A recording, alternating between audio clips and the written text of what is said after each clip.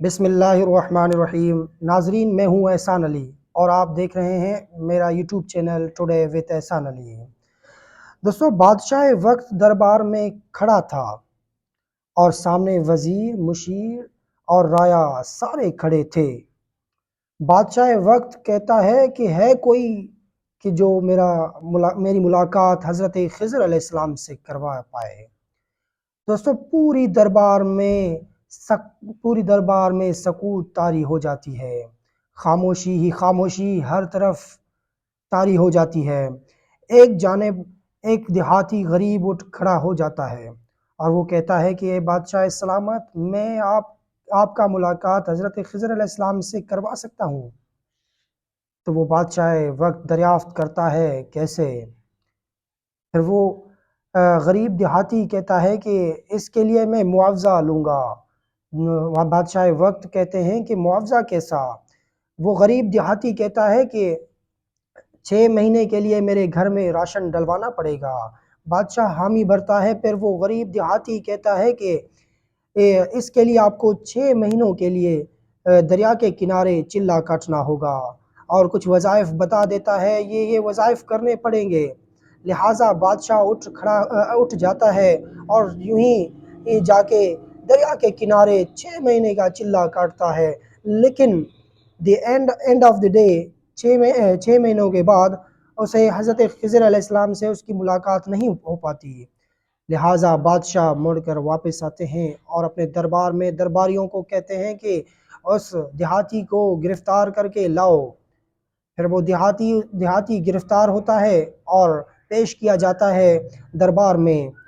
تو بادشاہ سلامت پھر دریافت کرتے ہیں کہ 6 مہینے تو گزر گئے، چلہ تو ہو گیا، لیکن حضرت خضر علیہ السلام سے ملاقات نہیں ہو پائی، آخر وجہ کیا؟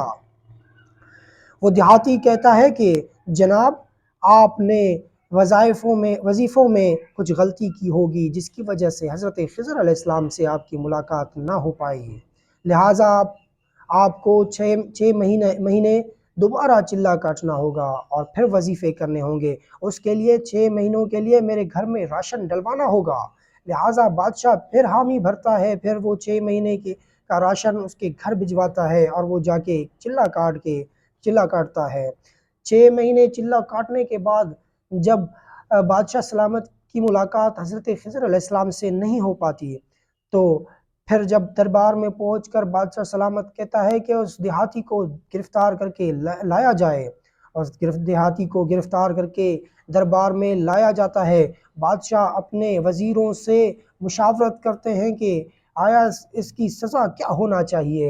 ایک وزیر کھڑا ہو کے کہتا ہے، بادشاہ سلامت، اس کی سزا اس کا سر قلم کر کے پھینک دینا چاہیے۔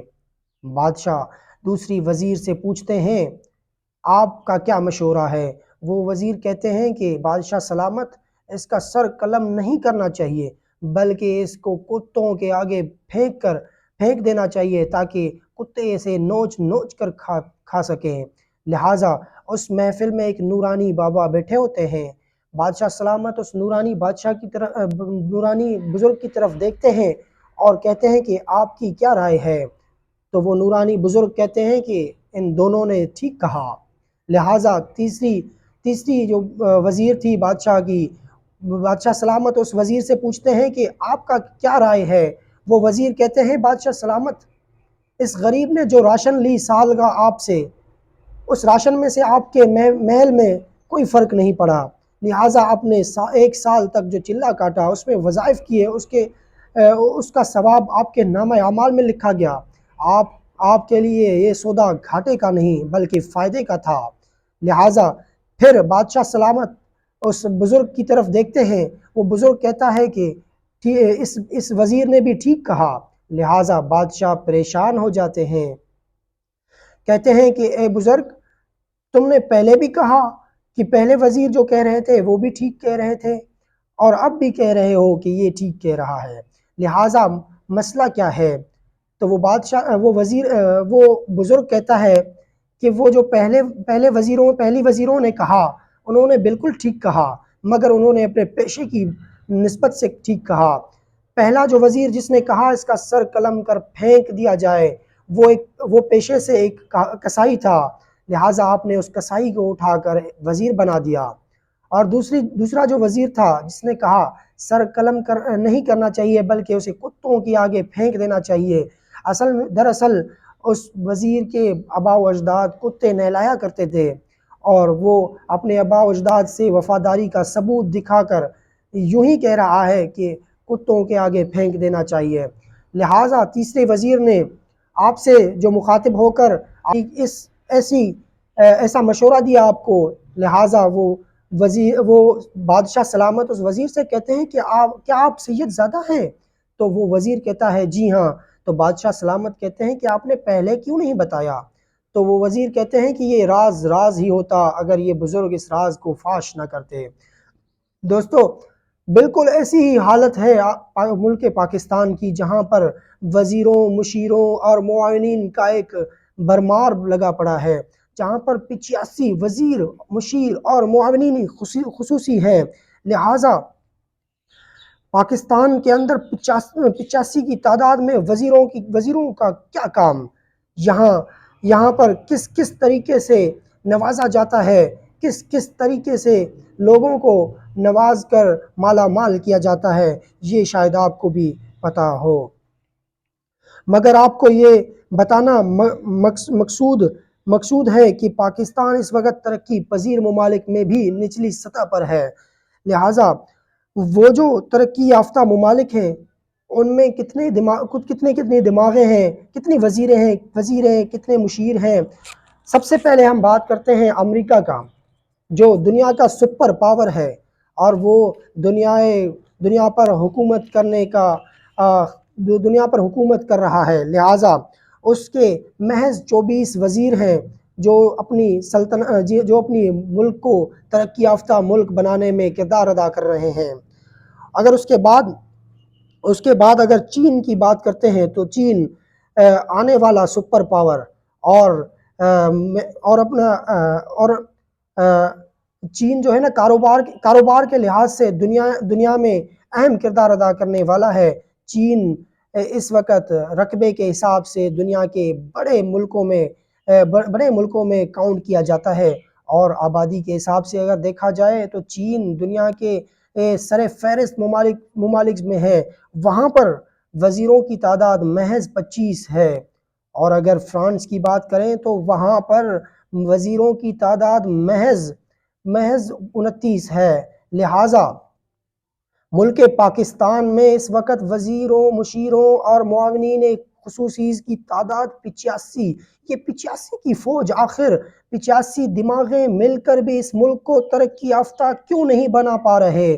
کیا یہاں پر وزارتیں، معاونین خصوصی، مشیران میرٹ پر رکھے جاتے ہیں؟ ہرگز نہیں۔ یہاں پر صرف مشیر، معاونین خصوصی اور پھر وزیر اس بنیاد پر رکھے جاتے ہیں کہ کہیں یہ لوگ ہماری پارٹی کو چھوڑ کر دوسری پارٹی میں شمولیت اختیار نہ کریں، اور یہاں پر وزیر، مشیر، معاونین خصوصی اس بنیاد پر رکھے جاتے ہیں کہ کہیں یہ باہر نکل کر، کہیں یہ ہماری پارٹی سے نکل کر ہمارے پردے فاش نہ کرے۔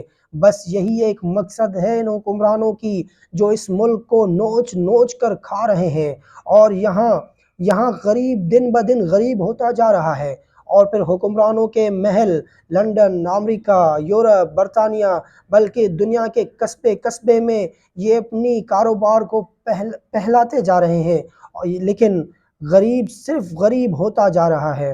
کیا کل کو ایک غریب اٹھ کر علل اعلان جہاد کا اعلان کر کے آپ کے خلاف بغاوت کرے، اور پھر آپ اس کو بھی وزیر بنا دیں گے، اس کو بھی مشیر بنا دیں گے، اس کو بھی معاون بنا دیں گے؟ دوستو، اس وقت پاکستان میں وزیروں کی تعداد 34، مشیروں کی تعداد 7، اور دیگر سارے معاونین خصوصی ہیں۔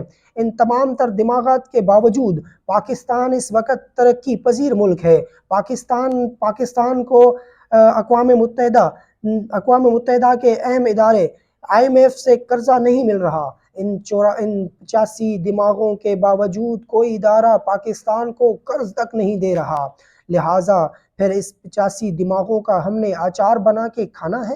کیا ان 85 دماغوں کو ہم نمائش میں رکھ کے یوں دیکھتے ہی رہ جائیں گے؟ اگر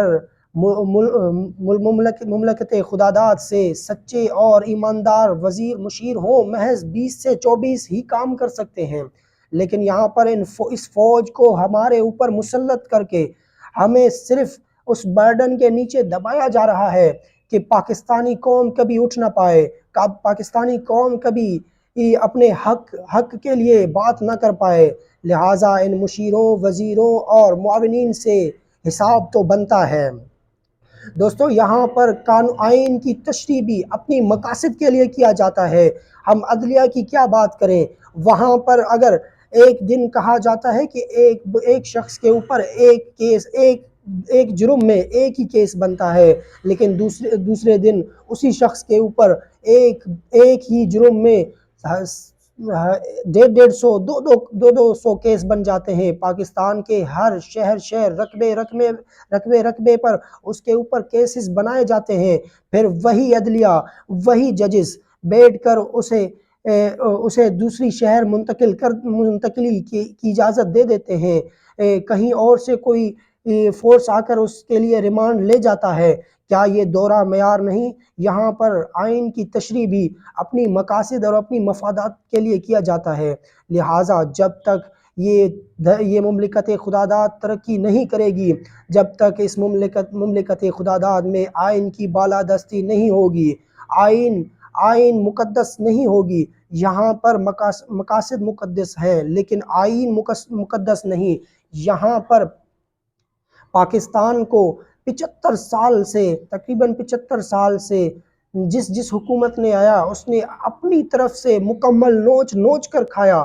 اس دھرتی کو چلانے والا اللہ ہے، جس نے آج تک اس دھرتی کو اتنی کرپشن کے باوجود قائم رکھا، اور اس دھرتی کو اس وقت تک اللہ رب العزت نے مضبوط رکھا۔ دوستو آپ اندازہ لگا سکتے ہیں کہ اس تمام تر فوج کے باوجود پاکستان اس وقت ترقی پذیر ممالک میں بھی نچلے درجے پر ہے۔ لہٰذا اب اس قوم کو اٹھنا ہوگا، اس قوم کو اپنے فیصلے خود کرنے ہوں گے، اس قوم کو وہ حکمران اپنے اوپر مسلط کرنے ہوں گے جن کے دل میں پاکستان کے لیے احساس ہو، جن کو احساس ہو کہ پاکستان آگے بڑھے گا تو ہم بڑھیں گے۔ لہٰذا اس بات کو ذہن میں ڈال کر ہر ایک پاکستانی کو اپنے حق کے لیے بات کرنا چاہیے۔ اب تک کے لیے اتنا ہی ہے۔ اگر ہمارا یہ ویڈیو آپ کو پسند آیا ہو تو ہمارے یوٹیوب چینل کو سبسکرائب کرنا مت بھولیے گا۔ شکریہ، اللہ حافظ۔